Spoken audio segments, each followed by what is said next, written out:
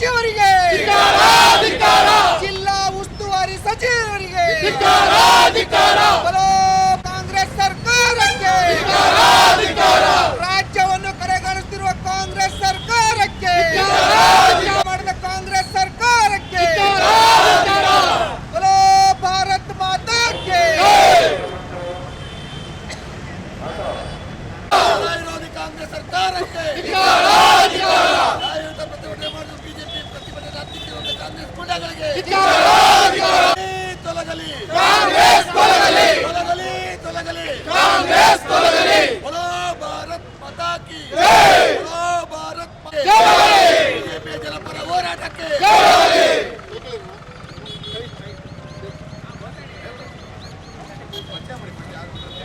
Sir, ಇವತ್ತು ದಾವಣಗೆರೆ ಜಿಲ್ಲೆಯ ಏಕೈಕ BJP ಶಾಸಕರಾದಂಥ BP ಹರೀಶ್ ಅವರ ಮೇಲೆ ಈ ರಾಜ್ಯದ ಭ್ರಷ್ಟ ಕಾಂಗ್ರೆಸ್ ಸರ್ಕಾರದ ಗುಂಡಾಗಳು ಅವ್ರ ಕೂಸು ಅವ್ರು ಇವತ್ತಿನ ದಿವಸ ನಮ್ಮ ಶಾಸಕರು ಬೆಂಗಳೂರಿಗೆ ಹೋದಂಥ ಸಂದರ್ಭದಲ್ಲಿ ಅವ್ರು ಕಾಂಗ್ರೆಸ್ ಆಫೀಸ್ ಮುಂದೆ ಗಾಡಿ ಪಾರ್ಕಿಂಗ್ ಮಾಡುವಂಥ ಸಂದರ್ಭದಲ್ಲಿ ಅವ್ರ ಮೇಲೆ ಮೊಟ್ಟೆ ಎಸೆಯುವ ಮುಖಾಂತರ ಇವತ್ತು ಅವ್ರ ಮನಸ್ಥಿತಿ ಹೆಂಗೈತಿ ಅಂತ ಇವತ್ತು ಇಡೀ ರಾಜ್ಯದ ಉದ್ದಗಲಕ್ಕೂ ಗೊತ್ತಾಗಿದೆ.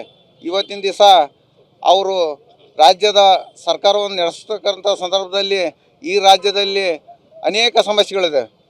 ಇವತ್ತಿನ ದಿವಸ ಮಳೆಗಾಲ ಬಂದು 3.5 ತಿಂಗಳಾಯಿತು, 7 ಮಳೆ ಕಳೆದಿದ್ದಾವೆ. ಇವತ್ತಿಗೆ ನೆಟ್ಟಿಗೆ ಮಳೆ ಬರ್ತಾಯಿಲ್ಲ. ಈ ಜಿಲ್ಲೆಯಲ್ಲಿ 40% ಕೂಡ ಬಿತ್ತನೆ ಮುಗಿದಿಲ್ಲ.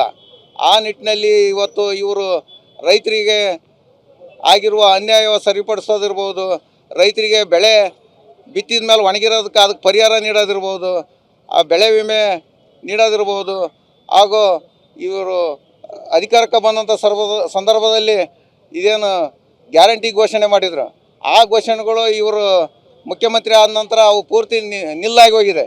ಆ ನಿಟ್ಟಿನಲ್ಲಿ ಜನಗಳು ಪರದಾಡುವಂಥ ಸ್ಥಿತಿ ತಂದು ಇವತ್ತಿನ ದಿವಸ ಆ ಕಾಕ್ರೋಚ್ ಜನತಾ ಪಾರ್ಟಿ ಬೇರೆ ಕಡೆ ಪ್ರತಿಭಟನೆಯಲ್ಲಿ ಯಾವ ರೀತಿ ನಡ್ಕೊಂತು ಅನ್ನೋ ದೃಷ್ಟಿ ನಾವು ಮಾಧ್ಯಮ ಮುಖಾಂತರ ಎಲ್ಲ ನೋಡಿದ್ದೇವೆ.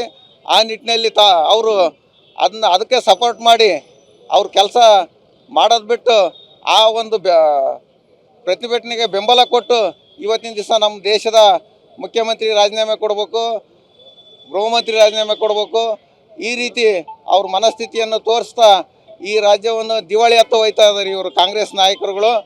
ಆ ನಿಟ್ಟಿನಲ್ಲಿ ಅವರು ಇನ್ನು ಮುಂದೆ ಅವರು ಗುಂಡಾಗಳಿಗೆ ಇವತ್ತಿನ ದಿವಸ ನಡವಳಿಕೆ ಹೆಂಗಿರ್ಬೇಕು ಅಂತ ಅವರು ತಿಳಿ ಹೇಳ್ಬೇಕು. ಇಲ್ಲದ್ರೆ ಮುಂಬರುವ ಒಂದೂವರೆ ವರ್ಷದಲ್ಲಿ ಚುನಾವಣೆ ಬರ್ತೈತೆ.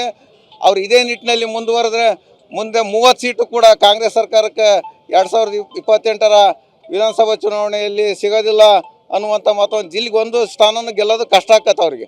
ಆ ನಿಟ್ಟಿನಲ್ಲಿ ಅವ್ರದ್ದು ಇಲ್ಲಿಗೆ ಆಡಳಿತ ಮುಗಿತೈತಿ ಅಂತ ಈ ಸಂದರ್ಭದಲ್ಲಿ ನಾನು ಹೇಳೋಕ್ಕೆ ಇಚ್ಛೆ ಪಡ್ತಾ ಇದ್ದೇನೆ. ಈ ರೀತಿ ಅವರು ಜಿಲ್ಲಾ BJP ಮುಖಂಡರಿರ್ಬೋದು, ಶಾಸಕರಿರ್ಬೋದು, ಸಂಸದರ ಮೇಲೆ ಇದೇ ರೀತಿ ಯಾವುದೇ ಮುಂದೆ ಅವರು ವರ್ತನೆ ತೋರಿದರೆ ಅವರೊಬ್ಬರು ಭಾಗವಹಿಸುವಂಥ ಸಭೆ ಸಮಾರಂಭಗಳಲ್ಲಿ ನಮ್ಮ ಭಾರತೀಯ ಜನತಾ ಪಾರ್ಟಿಯ ನೇತೃತ್ವದಲ್ಲಿ ಕಪ್ಪು ಬಟ್ಟೆ ಧರಿಸೋದಿರ್ಬೋದು, ಪ್ರತಿಭಟನೆ ಹಮ್ಮಿಕೊಳ್ಳೋದಿರ್ಬೋದು, ಇವೆಲ್ಲ ಕಾರ್ಯಕ್ರಮಗಳನ್ನು ನಾವು ಮುಂದಿನ ದಿನಗಳಲ್ಲಿ ಹಮ್ಮಿಕೊಂಡು ಇದನ್ನ ಎಚ್ಚರಿಕೆಯಾಗಿ ಇವತ್ತಿನ ನಾವು ಪ್ರತಿಭಟನೆ ಮಾಡಿದ್ದೇವೆ. ಇದನ್ನ ಎಚ್ಚರಿಕೆಯಾಗಿ ತೆಗೆದುಕೊಂಡು ಸರಿಯಾದ ರೀತಿಯಲ್ಲಿ ರಾಜ್ಯವನ್ನು ಮುನ್ನಡೆಸ್ಕೊಂಡು ಹೋಗ್ಬೇಕು.